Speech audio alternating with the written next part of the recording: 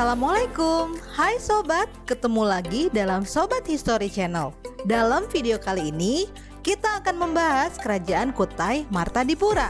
Sebelum kita lanjut, jangan lupa subscribe dan tekan tombol notifikasinya ya, supaya kamu gak ketinggalan materi-materi selanjutnya. Kerajaan Kutai merupakan kerajaan tertua di Indonesia loh. Banyak bukti yang menyatakan bahwa Kutai merupakan kerajaan pertama di Nusantara. Lantas, seperti apakah kehidupan masyarakat Kutai pada masa itu? Untuk lebih jelasnya, yuk kita simak videonya.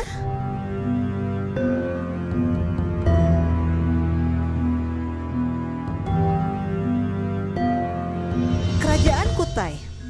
Kerajaan Kutai adalah kerajaan dengan bercorak Hindu di Nusantara. Bukti-bukti kerajaan tertua di Nusantara memang ada di Kalimantan. Namun hal ini tidak didukung oleh berita-berita dari Cina. Boleh jadi dikarenakan Kalimantan tidak meliputi wilayah utama jalur perdagangan antara Cina dan India. Berita Cina mengenai Kalimantan baru ditemui pada awal abad ke-7. Sementara berita tentang Jawa dan Sumatera tercatat 1 abad sebelumnya. Informasi utama kerajaan ini didapatkan dari yupa yang dibuat oleh salah satu rajanya yang bernama Mulawarman. Pendiri Kerajaan Kutai. Pada abad ke-4 Masehi, Kerajaan Kutai berdiri di Kalimantan Timur. Diduga adalah Kudungga, kakek dari Mulawarman. Dugaan ini dikarenakan bukti-bukti yang ada hanya menunjukkan silsilah keluarga raja yang hanya menyebutkan Kudungga sebagai pemimpin pertama wilayah tersebut. Selain itu, Kudungga dianggap sebagai pemimpin pertama yang masih menggunakan kultur Indonesia asli, termasuk namanya. Letak kerajaan. Kerajaan Kutai diduga oleh para ahli berada di Kalimantan Timur, di sekitar tepi sungai Mahakam atau kurang lebih Kabupaten Kutai, Kartanegara sekarang. Hal ini dibuktikan dari temuan-temuan arkeologis yang ada di sekitar situ, menandakan adanya pusat kehidupan yang diasumsikan sebagai Kerajaan Kutai. Raja-raja yang pernah memerintah. Menurut 7 buah prasasti yupa yang ditemukan di Muara Kaman menunjukkan bahwa ada 3 orang pemimpin yang ada di Kerajaan Kutai. Pembuatan yupa ini diperintahkan oleh raja terbesar di wilayah itu, yaitu Mulawarman. 1. Raja Kudungga. Kudungga adalah kakek dari Mulawarman dan sebagai pemimpin pertama di wilayah Kutai. Disinyalir pada masa ini pengaruh dari India masuk ke Nusantara pada waktu-waktu ini terbukti dari penggunaan nama Kudungga yang merupakan nama asli. Namun, yupa menjelaskan bahwa pendiri wangsa atau dinasti pertama kerajaan adalah Aswawarman. Terlihat dari penggunaan nama yang berlanjut terus sampai ke putranya. Namun, karena Kudungga adalah kakek dari Mulawarman, dapat disimpulkan bahwa ia merupakan pemimpin dari peradaban yang ada, meskipun tidak dianggap sebagai pendiri keluarga kerajaan.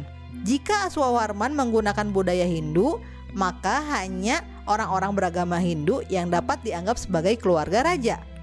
2. Aswawarman. Aswawarman merupakan putra dari Kudungga, diduga sebagai raja pertama yang menggunakan nama wangsa, sehingga dapat dipahami sebagai masuknya pengaruh India ke Kutai ada di masa ini. Aswawarman dianggap sebagai penganut agama Hindu pertama di lingkungan keluarga raja. Ia memiliki 3 putra, salah satunya Mulawarman yang dianggap sebagai raja terbesar di Kutai, di mana ia memerintah pembuatan yupa untuk menjelaskan silsilah keluarga dan kebaikan-kebaikan keluarga kerajaan kepada masyarakat dan agama. 3. Mulawarman.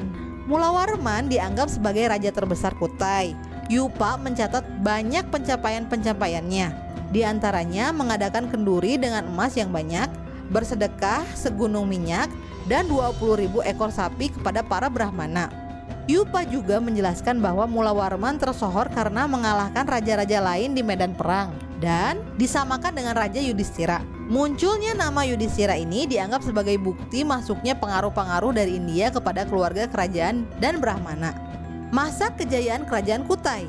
Masa kejayaan Kerajaan Kutai terjadi pada masa kekuasaan Mulawarman, di mana ia berhasil menegaskan kekuasaan Kutai dan mengalahkan raja-raja yang ada di sekitar wilayah tersebut. Mulawarman juga banyak melakukan persembahan kepada dewa, hadiah kepada Brahmana, dan sedekah kepada masyarakat biasa. Mulawarman juga memerintahkan pembuatan yupa yang sampai hari ini 7 jumlahnya sebagai peninggalan sejarah kerajaan Kutai serta bukti kebaikan Mula Warman. Kehidupan masyarakat. Berdasarkan temuan yang ada, Kudungga adalah orang asli Nusantara dan mempertahankan budaya asli, sehingga tidak dianggap sebagai pendiri kerajaan Kutai.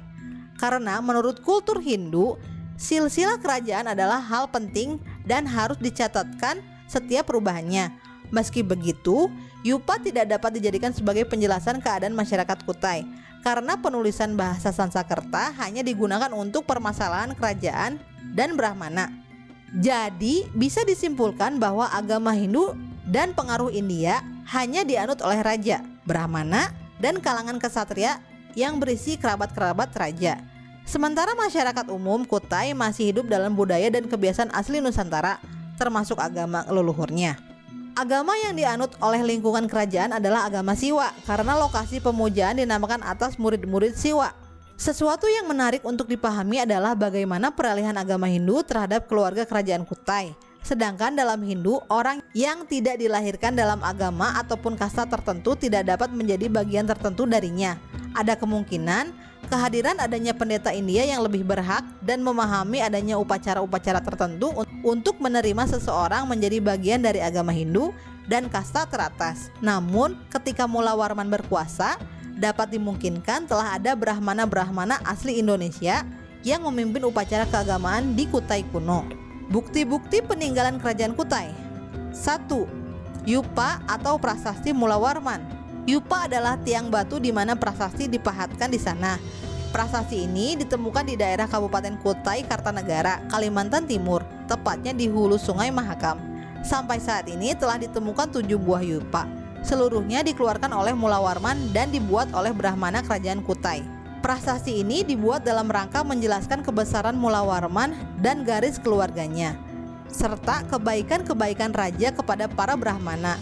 Dijelaskan dalam salah satunya bahwa Mula Warman menyumbangkan emas yang banyak dalam kenduri, segunung minyak, dan 20 ekor sapi kepada para Brahmana di tanah suci bernama Waprakeswara. Prasasti ini hanya berisi pujian kepada raja, sehingga tidak diketahui keadaan keseluruhan kerajaan ataupun lingkungan Kalimantan Timur pada masa tersebut.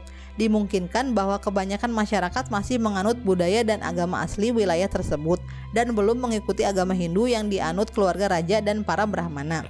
2. Arca Siwa, Arca Nandiswara, dan gua di Sungai Jelai.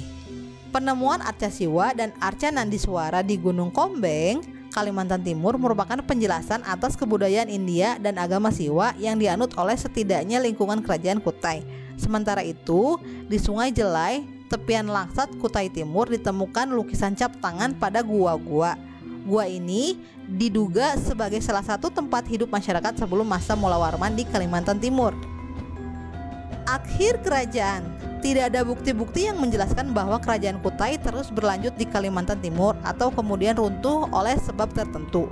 Oleh karena itu, bukti tertulis hanya ditemui pada Yupa, sehingga tidak ada lagi keadaan ataupun yang diketahui oleh para ahli mengenai sejarah Kutai ataupun kehidupan masyarakatnya. Semoga video kali ini menambah wawasan kalian tentang sejarah. Sampai ketemu pada materi selanjutnya.